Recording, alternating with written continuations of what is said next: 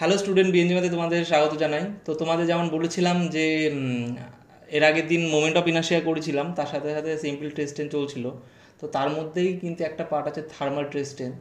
তো আজ থার্মাল ট্রেস্টেনটা তোমাদেরকে বলবো যে তাপের প্রভাবে যে কীরকম ট্রেস তৈরি হয়, কেমন স্ট্রেন তৈরি হয়, সেইগুলোই তোমাদের এর মধ্যে হালকা করে বোঝাবো। জাস্ট সিম্পল পার্টটাই বোঝাচ্ছি আজকে। আস্তে আস্তে সব কটা সিম্পল পার্টটা বুঝিয়ে নেওয়ার পর আস্তে আস্তে ডিপে অঙ্কে ঢুকবো।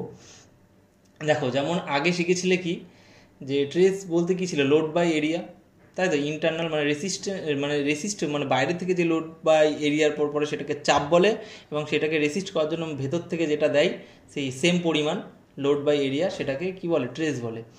আর এই ক্ষেত্রে দেখো ট্রেসের ফর্মুলাটা কীরকম। ট্রেসের ফর্মুলাটা এখানে দেখতেই পাচ্ছ, তোমাদের সামনে ওপেন করেছি। দেখো, ট্রেস ট্রেস এই যে ট্রেস ট্রেস ট্রেস দেখতে পাচ্ছ কি, আলফা টি ই। ঠিক আছে, আলফা টি ই। সেটা কিভাবে আসছে দেখো, এখানে দেখতে তো স্ট্রেন আছে। স্ট্রেনের ফর্মুলা কি আছে দেখো, স্ট্রেনের ফর্মুলা আছে ডেল এল বাই এল ছিল, সেটা জানো, যে লেন্থের কতটা রিফরমেশন ঘটছে বাই অরিজিনাল লেন্থ। আর এখানে সেটাকেই কি বলছে দেখো, এল আলফা টি বাই এল। এই এল এল কেটে গেলে আলফা টি থাকছে, ই এর মান কি থাকছে, আলফা টি। এটাই কিন্তু স্ট্রেন। হ্যাঁ, তো এই আলফা টি যেটা, সেটাকে ট্রেস বের করতে গেলে এখানে কি করতে হবে, সেই আলফা টিটার মান মানে স্ট্রেনটা ইন্টু ই, এর যে ইয়ং মডুলাস আছে সেটা। সেই জন্য এই আলফার এই স্ট্রেনের এই চিহ্নটার জায়গায় এখানে আলফা টিটা বসিয়ে দিচ্ছে, আর ইটা ই এর মতো থাকছে, তাহলে ট্রেস পেয়ে যাচ্ছে। এটা নর্মালের ক্ষেত্রে। হ্যাঁ, দেখতে পাচ্ছ এখানে দেখো, এল বলতে অরিজিনাল লেন্থ বোঝাচ্ছে। টেম্পারেচার টিতে কি, টেম্পারেচার হচ্ছে ইনক্রিজিং অফ টেম্পারেচার, বুঝতেই পারছো টি। আর আলফা বলতে কোএফিসিয়েন্ট অফ লিনিয়ার এক্সপেনশন, মানে তাপ পেলে যে যতটা বৃদ্ধি টিদ্ধির যে ইয়েটা থাকে সেটা ফিক্স থাকে কোন ধাতুর ক্ষেত্রে কোনটা, তো সেই ক্ষেত্রে সেটাকে আলফা বলে। তাহলে ডেল এল মানে বুঝতে পারছো এখানে কি বলছে। ডেল এল মানে হচ্ছে যে লেন্থের যে বৃদ্ধি ঘটবে, সেই ক্ষেত্রে সূত্রটা কী হবে, যে যদি বলে কতটা লেন্থের বৃদ্ধি ঘটবে, যে এত পরিমাণ হচ্ছে, এর হচ্ছে আলফা এত, এর টেম্পারেচার এত, এর লেন্থ এত, তাহলে ধরো টেম্পারেচারটা দিয়ে দিল যে এত মানে এত কেলভিন হচ্ছে টেম্পারেচার দিলে তো তোমার লেন্থের কতটা বৃদ্ধি ঘটবে, সেক্ষেত্রে এই ডেল এল মানে লেন্থের বৃদ্ধি ঘটবে বলছে, তাহলে এল আলফা টি সেক্ষেত্রে সূত্র। আর যখন ডেল এল বাই এল মানে স্ট্রেন, জানো তোমরা স্ট্রেনের ফর্মুলা কি, যে এই ডেল এল বাই এল মানে ডেল এল মানে কি জানছো তুমি, এখান থেকে জানতে পারছো এল আলফা টি, আর অরিজিনাল মানে লেন্থ এল এল কেটে যাবে, তাহলে আলফা টি, তাহলে স্ট্রেনের ফর্মুলা কি, আলফা টি। আর ট্রেসের ফর্মুলা কি, ট্রেসের ফর্মুলা হচ্ছে এখানে স্ট্রেন ইন্টু কি, ইয়াং মডুলাস, যে মেটালটা থাকে তার ইয়াং মডুলাস। তাহলে বুঝতে পারলে এখানে এটা ছিল নর্মাল ফর্মুলা একেবারে। আর পরে এই ফর্মুলাটা আমি তোমাকে একটু পরে বোঝাচ্ছি, আগে এটার ওপর থেকে হচ্ছে তোমাদের দুটো অঙ্ক বুঝিয়ে দিই। দেখো বলেছে একটা অ্যালুমিনিয়াম হচ্ছে অ্যালুমিনিয়ামের অ্যালয় বার আছে, বলছে যেটাকে হচ্ছে 20 কেলভিন টেম্পারেচার মানে হিট দেওয়া হচ্ছে। তার ফলে কি হচ্ছে, ট্রেস ডেভেলপ বার বলছে take modulus of elasticity and coefficient linear expansion. আচ্ছা, বলছে মডুলাস অফ ইলাস্টিসিটি কত বলছে, 80 জিপিএ, এবং যে এর যে হচ্ছে আলফা মান, সেই আলফার মান কি বলছে, 24 × 10⁻⁶ পার কেলভিন রেসপেক্টিভলি। তো বুঝতেই পারছো এখানে কী কী দিয়ে দিয়েছে, আলফা দিয়ে দিয়েছে, দেখো এখানে এই জায়গাটায় দেখো দেখো ই দিয়ে দিয়েছে, আলফা দিয়ে দিয়েছে, টি দিয়ে দিয়েছে, তাই তো। তাই তোমাকে বের করতে হবে কি, ট্রেসটা। তাহলে জাস্ট নর্মাল দেখো ফর্মুলাটা বসিয়ে দিয়েছে, যে এটা হচ্ছে তোমার দেখো এই কোথায় গেল, যে 20, কোথায় গেল, সরি, হ্যাঁ এই যে 24 ইন্টু এই যে তোমার হচ্ছে আলফার মানটা এখানে বসিয়েছে, তারপর হচ্ছে টেম্পারেচারটা এখানে বসিয়েছে, তারপর কি বসেছে, এটা জিপিএতে আছে, তাই নিউটন পার মিলিমিটার স্কোয়ার নিয়ে যাওয়ার জন্য কী করেছে, 10⁻³ এর আগের দিন তোমাদের বলে দিয়েছিলাম এই বিষয়টা। এই 80 সাথে 10⁻³ গুণ করে নিউটন পার মিলিমিটার স্কোয়ারে নিয়ে গিয়েছে। দেখো এখান থেকে কিন্তু টেস্টটা যেটা বেরিয়েছে সেটা কি বেরিয়েছে, 38.4 নিউটন পার মিলিমিটার স্কোয়ার, মানে নিউটন পার মিলিমিটার স্কোয়ার মানে কি, এমপিএ। বুঝতে পারলে তাহলে এই বিষয়টা, দেখো একদম জাস্ট যে ফর্মুলাটা বললাম ওটা দিয়ে।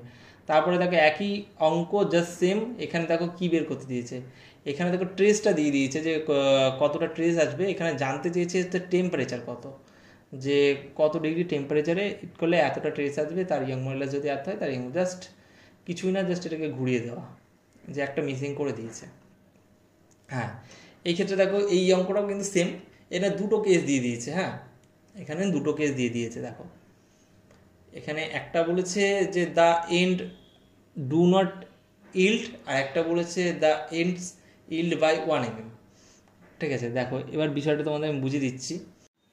দেখো এই অঙ্কটাই বলছে যে এরকম ধরো দুটো ওয়ালের মধ্যে, ওই ওপরের অঙ্কটা বলছি, একটা বার আছে, বলছে 100 ডিগ্রি থেকে তার টেম্পারেচার যদি হচ্ছে 60 ডিগ্রিতে ফল করে, তাহলে তার মধ্যে কি কি পরিবর্তন আসবে না আসবে সেটা এরকম বলছে। বলছে একটা দুটো কেস দিয়েছে, বলছে একটা ট্রেস বলছে যেখানে কোনো রকম ইল্ড থাকবে না সেখানে ট্রেস কী হবে, আর যেখানে ইল্ড হচ্ছে 1 mm থাকবে সেখানে কী হবে। দেখো সেখানে দেখো এমনি নর্মালটা তো তোমরা জানোই যে ট্রেসের ফর্মুলা কি আলফা টিই, এখানে টি মানে কি টেম্পারেচার ডিফারেন্স কিন্তু।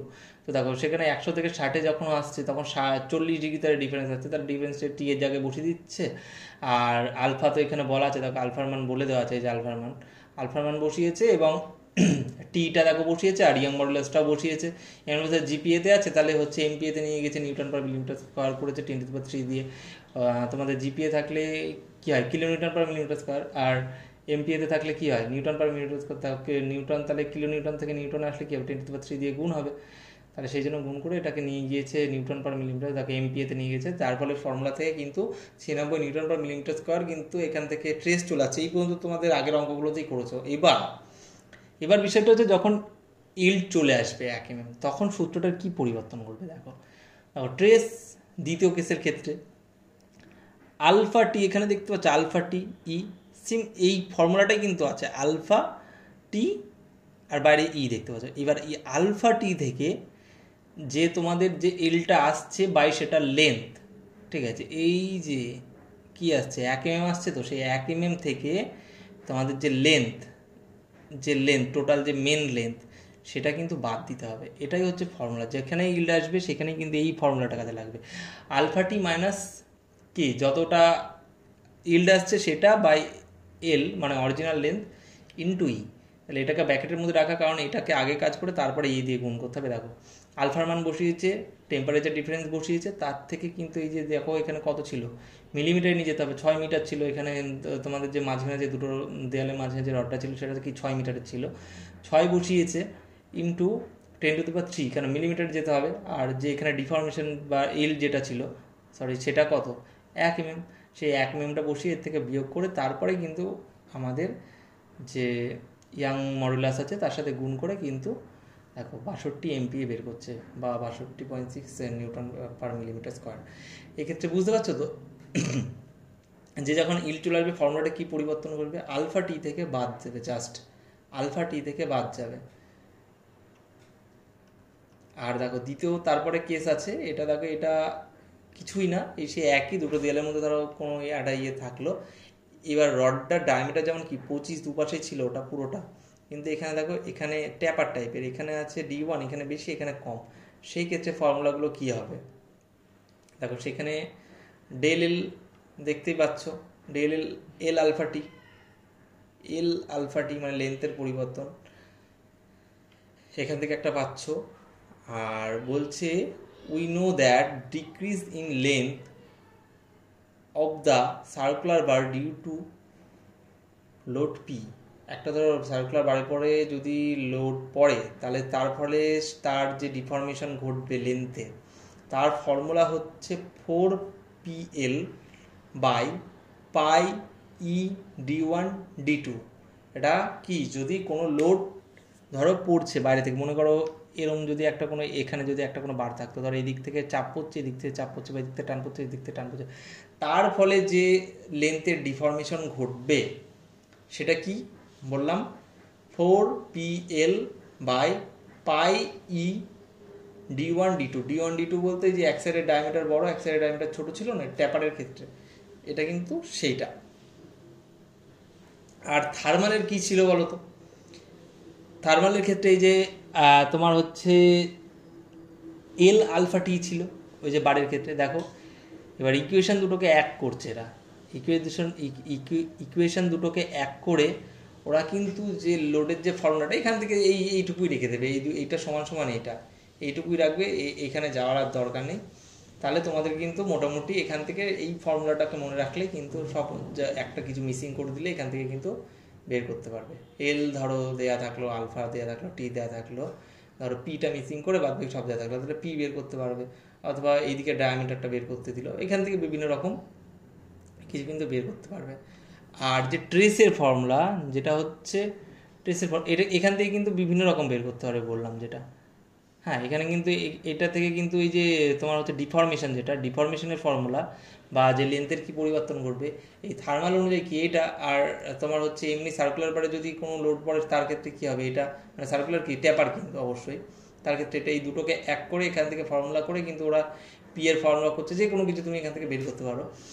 আর তোমার হচ্ছে ট্রেসের ক্ষেত্রে যে এই যে ম্যাক্সিমাম ডে ট্রেস, ঠিক আছে, তার ক্ষেত্রে ফর্মুলাটা কিন্তু এরকম দেখো, এই দুটো মনে রাখার দরকার নেই, কীভাবে আসছে অত দেখার দরকার নেই, শুধু মনে রাখবে এইটা আলফা টি ই d1/d2, ঠিক আছে, এই ফর্মুলাটা মনে রাখবে, এখান থেকে এই ফর্মুলাটা আর এখান থেকে এই ফর্মুলাটা, এই দুটো ফর্মুলা যদি মনে থাকে তাহলে মোটামুটি এখানকার সব অঙ্ক করা হয়ে যাবে। এইগুলো কিন্তু ফিগার এঁকে এঁকে সুন্দর করে তোমাদের ফর্মুলাগুলো টুকে নেওয়া দরকার, তবে তোমাদের ক্ষেত্রে কিন্তু সুবিধা হবে। যে ধরো এই ফিগারটা আঁকলে,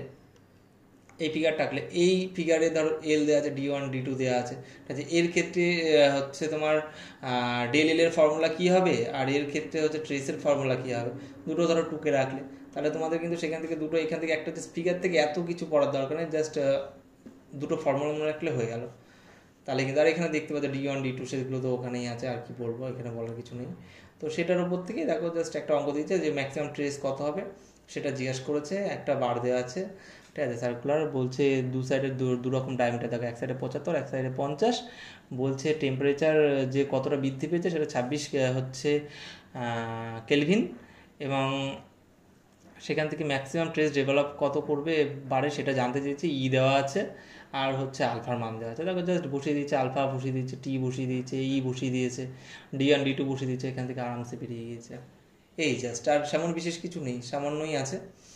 তো আশা করি তোমরা ট্রেসের এই পার্টগুলো বুঝতে পেরেছো। যদি না বুঝতে পারো, যদি আমার মনে হয় যা কিছু কিছু স্টুডেন্ট বুঝতে পারবে না, যদি না বুঝতে পারো সেই ক্ষেত্রে হোয়াটসঅ্যাপে বলো, হোয়াটসঅ্যাপে আমি ওখানে বলে দেবো আরও ক্লিয়ার করে।